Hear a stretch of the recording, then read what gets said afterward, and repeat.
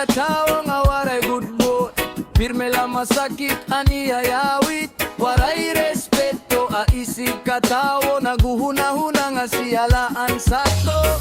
Kon may problema iyagin padako, imbes magbulig iyagin sa sausawan pa. Pero ang kinabuhi diri puro garbo, respeto ngan gugma amo an kama. Ayaw pagpaubosan imo pagkatawo, bisan waray buot ani bangat tawo. Padayon la smile lagi hapon, kaya maopay amo an bato.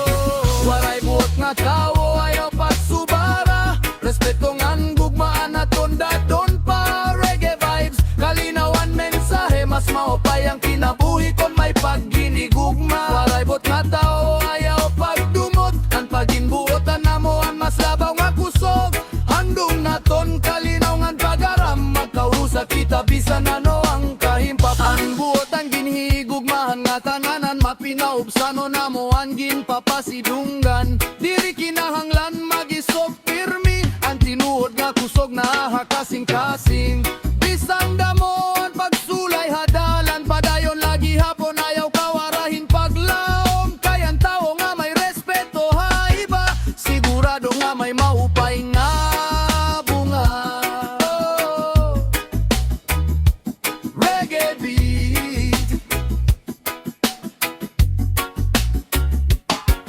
pahuwayan kasi nagugmaan pilya, pagrespeto hakada usa, amo andalan ngadto hakalipay.